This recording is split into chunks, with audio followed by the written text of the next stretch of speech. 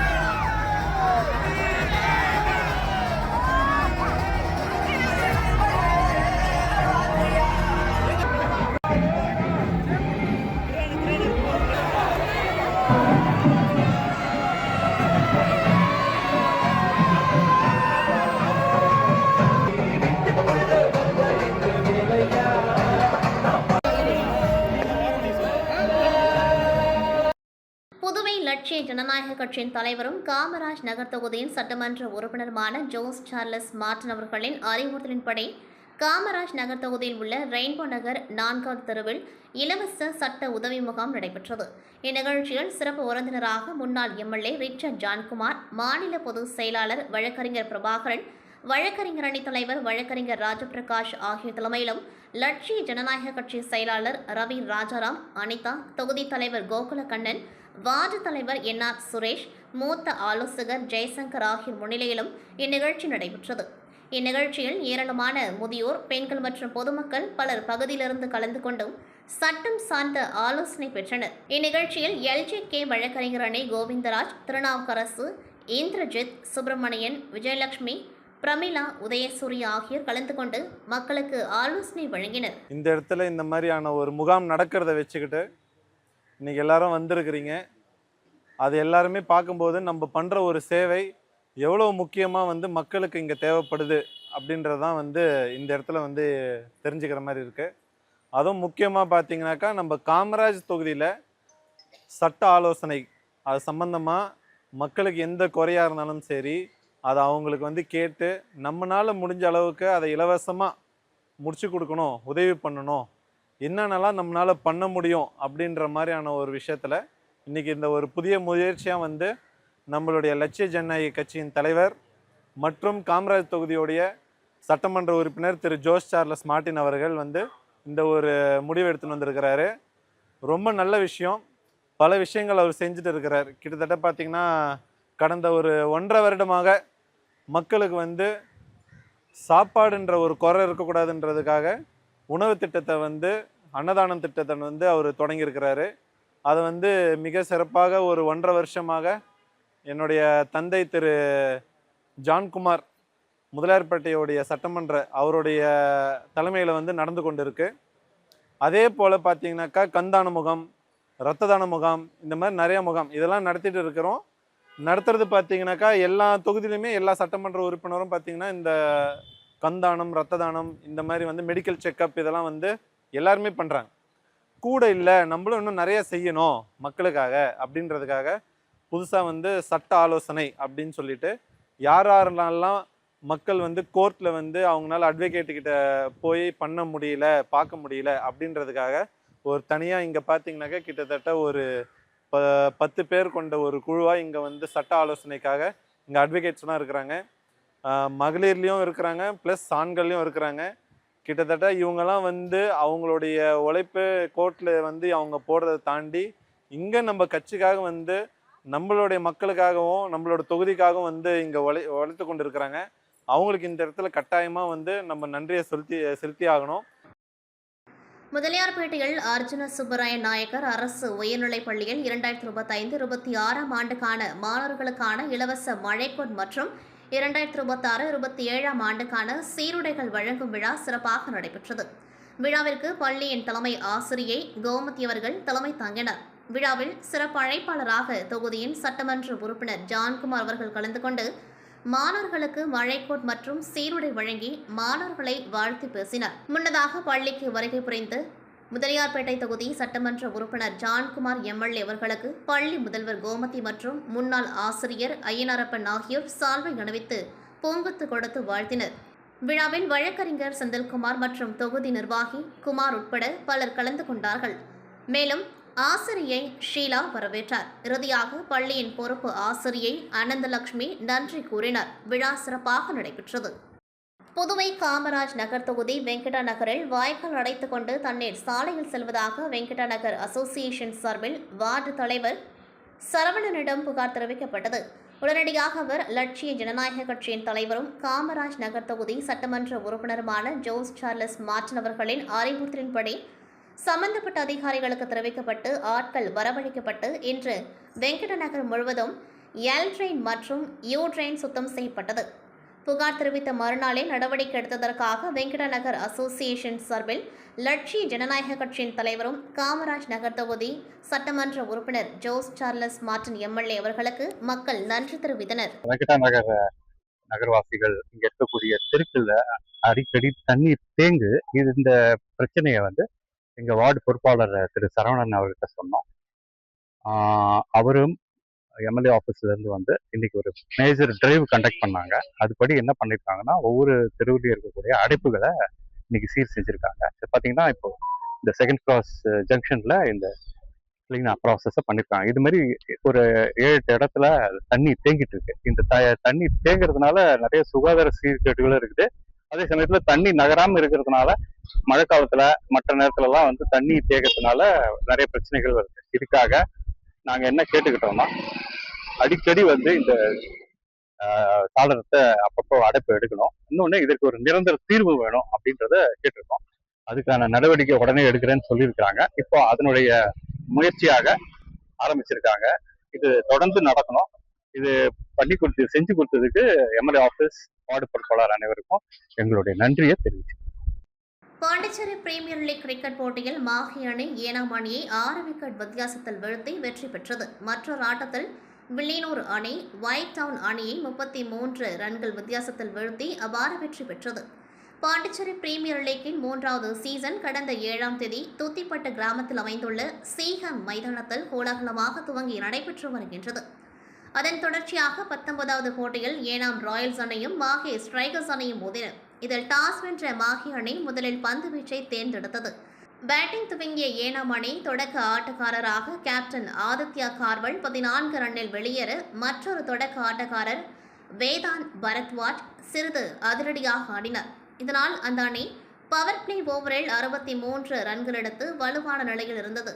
அதன் பின்னர் வேதாந்த் பரத்வாஜ் 38 ரன்னில் வெளியேற பின்னர் விளையாடிய எந்த ஒரு வீரர்களும் நிலையான ஆட்டத்தை வெளிப்படுத்தாததால் அந்த அணி 18.2 ஓவர்களில் அனைத்து விக்கெட்டுகளையும் இழந்து 139 ரன்கள் மட்டுமே எடுத்தது. மாஹி அணி தரப்பில் அனுராக் லாத்வான் 3 விக்கெட்டுகளை கைப்பற்றினார். பின்னர் 140 ரன்கள் எடுத்தால் வெற்றி என்ற எளிய இலக்குடன் களமிறங்கிய மாஹி அணியின் தொடக்க ஆட்டக்காரர்கள் லோகேஷ் ரன் எதுவும் எடுக்காமல் அவுட் ஆக பின்னர் களமிறங்கிய ரித்திக் சர்மா சிறப்பாக விளையாடி அணியை வெற்றி பாதைக்கு எடுத்து சென்றார். இதன் மூலம் மாஹி அணி 17.3 ஓவர்களில் 4 விக்கெட் இழப்பிற்கு 143 ரன்கள் எடுத்து 6 விக்கெட் வித்தியாசத்தில் ஏனாம் அணியை வீழ்த்தி அபார வெற்றி பெற்றது. அதிகபட்சமாக 77 ரன் எடுத்த ரித்திக் சர்மா ஆட்டநாயகன் விருது பெற்றார். இதன் மூலம் 4வது வெற்றியை பதிவு செய்தது மாஹி அணி என்பது குறிப்பிடத்தக்கது. இதையடுத்து மற்றொரு லீக் ஆட்டத்தில் எனது 20வது போட்டியில் களமிறங்கிய ஒயிட் டவுன் அணியும் வில்லியனூர் மோஹித் கிங்ஸ் அணியும் மோதின. இதில் டாஸ் வென்ற ஒயிட் டவுன் அணி முதலில் பந்து வீச்சை தேர்ந்தெடுத்தது. பின்னர் பேட்டிங்கை துவங்கிய வில்லியனூர் அணி 20 ஓவர்களில் 5 விக்கெட்டுகளை மட்டுமே இழந்து 187 ரன்கள் எடுத்தது. பின்னர் 188 ரன்கள் எடுத்தால் வெற்றி என்ற இலக்குடன் களமிறங்கிய ஒயிட் டவுன் அணி 20 ஓவரில் 9 விக்கெட்டுகளை இழந்து 154 ரன்கள் மட்டுமே எடுத்து தோல்வியடைந்தது. இதன் மூலம் வில்லியனூர் அணி 33 ரன்கள் வித்தியாசத்தில் அபார வெற்றி பெற்றது. ஆட்டநாயகன் விருதினை வில்லியனூர் அணி வீரர் பாலு ஆனந்த் தட்டி சென்றார். இதன் மூலம் நடைபெற்ற 7 போட்டிகளிலும் தொடர்ந்து வெற்றி பெற்று முதலிடத்தில் உள்ளது என்பது குறிப்பிடத்தக்கது. இறுதியாக வெற்றி பெற்ற வீரர்களுக்கு வில்லியனூர் மோஹித் கிங்ஸ் அணியின் உரிமையாளர் ரவிக்குமார் எம்எல்ஏ பாராட்டு. புதுச்சேரி ராஜீவ்காந்தி நகர் தமிழ்மகள் வீதியை சேர்ந்தவர் கோவிந்தராஜ் ரியல் எஸ்டேட் தொழில் செய்து வருகின்றார். இந்நிலையில் கடந்த சில ஆண்டுகளுக்கு முன் சென்னையை சேர்ந்த காளிதாஸ் இவருக்கு அறிமுகமானார். கூடுவாஞ்சேரியில் உள்ள இடம் ஒன்றை வாங்குவது தொடர்பாக கோவிந்தராஜிடம் இடத்தின் மதிப்பு ரூபாய் 10 கோடி அதற்கு வங்கியில் கடன் வாங்கி தருவதாக காளிதாஸ் கூறியுள்ளார். இதற்காக 2020 வங்கி செலவுக்காக ரூபாய் 33.75 லட்சத்தை காளிதாஸிடம் கோவிந்தராஜ் கொடுத்ததாக கூறப்படுகின்றது. அந்த பணத்தை பெற்றுக்கொண்ட காளிதாஸ் வங்கியில் கடன் வாங்கி தராமல் ஏமாற்றி வந்துள்ளார். இதுகுறித்து 2023ஆம் ஆண்டு புதுச்சேரி சிபிசிஐடி காவல் நிலையத்தில் கோவிந்தராஜ் புகார் அளித்தார். இதன் பேரில் காவல் ஆய்வாளர் பாபு வழக்கு பதிவு செய்து விசாரணை மேற்கொண்டு வந்தார். இந்நிலையில் காளிதாஸ் மதுரையில் பதுங்கியிருப்பதாக தகவல் கிடைத்தது. இதனை அடுத்து இன்ஸ்பெக்டர் பாபு தலைமையிலான போலீசார் மதுரையில் முகாமிட்டு காளிதாஸை கைது செய்தனர். அவரிடம் நடத்திய விசாரணைகள் காளிதாஸ் சென்னையை சேர்ந்தவர் அல்ல, சிவகாசி மாவட்டம் திருப்பத்தூரை சேர்ந்தவர் என தெரியவந்தது. இதேபோல பலரிடம் மோசடியில் ஈடுபட்டிருப்பதும் தெரியவந்தது. இதைத் தொடர்ந்து புதுச்சேரிக்கு அழைத்து வந்து விசாரணை நடத்தி வருகின்றனர். புதுச்சேரியில் மழைநீரை சேமிக்கக்கூடிய பல்வேறு இடங்களில் உள்ள நீர்நிலைகளான ஏரிகள் மற்றும் குளங்கள் தூர்வாரி சீரமைக்கும் பணியில் ஆட்சியர் தலைமையில் புதுச்சேரி அரசாங்கம் தற்பொழுது ஈடுபட்டு வருகின்றது. அதேவேளையில் உழவர்கரை நகராட்சிக்குட்பட்ட ரெட்டியார்பாளையம், மோரிசான் தோட்டம், கம்பன் நகர் பகுதியில் உள்ள வரலாற்று சிறப்புமிக்க வண்ணான்குளம் குளங்கள் காப்பும் குழுவின் ஒருங்கிணைப்பாளர் கார்த்திகேயன் முன்னெடுப்பில் தூய்மைப்படுத்தும் பணி இன்று துவங்கியது. அதேவேளையில் நிலத்தடி நீர்மட்டத்தை உயர்த்தவும் பாரம்பரிய நீர்நிலைகளை மீட்டெடுக்கவும் திட்டமிடப்பட்டுள்ள இப்பணியை உழவர்கரை தொகுதி சட்டமன்ற உறுப்பினர் டாக்டர் கே நாராயணசாமி தலைமை தாங்கி முறைப்படி துவக்கி வைத்தார். உழவர்கரை நகராட்சி ஆணையர் அருண் ஐயாவு முன்னிலை வகித்தார். பிரசிடென்சி பள்ளி தாளாளர் கிறிஸ்துராஜ் அவர்களின் அறிவுறுத்தலின் பேரில் பள்ளி நாட்டு நலத்திட்ட மாணவ மாணவியர் ஆண்டுதோறும் இந்த வண்ணான்குளத்தை சுற்றி மாசுபடுத்தும் கேரி பேக், பிளாஸ்டிக் மற்றும் கண்ணாடி பாட்டில் குப்பைகள் அகற்றும் பணியில் இன்று ஈடுபட்டனர். இந்நிகழ்ச்சியில் ஜேஇ சிவகுமார், என்ஆர் காங்கிரஸ் பிரமுகர் சந்துரு ராதா, அஞ்சலாட்சி திலகம் மற்றும் அப்பகுதி முக்கிய பிரமுகர் காமராஜ், சிவஞான வேலன் ஆகியோர் பங்கேற்றனர். மேலும் பிரசிடென்சி பள்ளி ஆசிரியர்கள், மாணவ மாணவிகள் மற்றும் அப்பகுதி பொதுமக்கள் பெருந்திரளாக கலந்து கொண்டு குளத்தை சுற்றியிருந்த பிளாஸ்டிக் கழிவுகள், முட்செடிகளை அகற்றி தூய்மை பணியில் ஈடுபட்டனர். புதுச்சேரி மகளிர் மற்றும் குழந்தைகள் மேம்பாட்டுத்துறை சார்பில் முதியோர் உதவித்தொகை பெறும் 60 வயதுக்கு மேற்பட்ட பயனாளிகளுக்கு இலவச போர்வை மற்றும் காலணிகள் வழங்கும் நிகழ்ச்சி வில்லியனூர் சட்டமன்ற தொகுதிக்குட்பட்ட பத்மினி நகர் பகுதியில் நடைபெற்றது. நிகழ்ச்சியில் வில்லியனூர் தொகுதி சட்டமன்ற உறுப்பினர் ரவிக்குமார் கலந்து கொண்டு முதியோர் பயனாளிகளுக்கு இலவச போர்வைகள் மற்றும் காலணிகளை வழங்கினார். தொடர்ந்து முதியோர்களின் நலன் மற்றும் தேவைகள் குறித்து கேட்டறிந்த அவர், அரசின் பல்வேறு நலத்திட்டங்கள் தகுதியான அனைத்து பயனாளிகளையும் முழுமையாக சென்றடைய தொடர்ந்து நடவடிக்கை எடுக்கப்படும் என்று உறுதியளித்தார். இதையடுத்து பகுதி பொதுமக்கள் தெரு பெயர் பலகை அமைத்தல், சிசிடிவி கேமராக்கள் பொருத்துதல் உள்ளிட்ட அடிப்படை வசதிகளை மேற்கொள்ள கோரி மனு அளித்தனர். மனுவை பெற்றுக்கொண்ட எம்எல்ஏ ரவிக்குமார் பொதுமக்களின் கோரிக்கைகள் மீது விரைந்து நடவடிக்கை எடுக்கப்படும் என்று தெரிவித்தார். இந்நிகழ்ச்சியில் மகளிர் மற்றும் குழந்தைகள் மேம்பாட்டுத்துறை அதிகாரிகள், அங்கன்வாடி பணியாளர்கள், என்ஆர் காங்கிரஸ் நிர்வாகிகள், கூட்டணி கட்சி நிர்வாகிகள் மற்றும் பொதுமக்கள் திரளாக கலந்து கொண்டார்கள். தமிழ்நாடு கறிக்கோழி உற்பத்தி நிறுவனங்கள் கோழிகளை ஏற்றுமுறை தீவனம் வழங்கும் புதிய நடைமுறைக்கு புதுச்சேரி அனைத்து கறிக்கோழி மொத்த மற்றும் சில்லறை விற்பனையாளர்கள் சங்கம் கடும் எதிர்ப்பு தெரிவித்துள்ளது. சுல்தான்பேட்டையில் நடைபெற்ற ஆலோசனைக் கூட்டத்தில் இந்த முடிவால் வியாபாரிகளுக்கு நஷ்டம், இறைச்சி தரம் மற்றும் பொது சுகாதாரம் பாதிக்கப்படும் என குற்றம் சாட்டப்பட்டது. பழைய நடைமுறையை மீண்டும் அமல்படுத்த அரசு நடவடிக்கை எடுக்காவிட்டால் தமிழக வியாபாரிகளுடன் இணைந்து காலவரையற்ற கடை அடைப்பு மற்றும் வேலைநிறுத்த போராட்டத்தில் ஈடுபடுவோம் என சங்க தலைவர் பன்னீர்செல்வம் எச்சரித்தார்.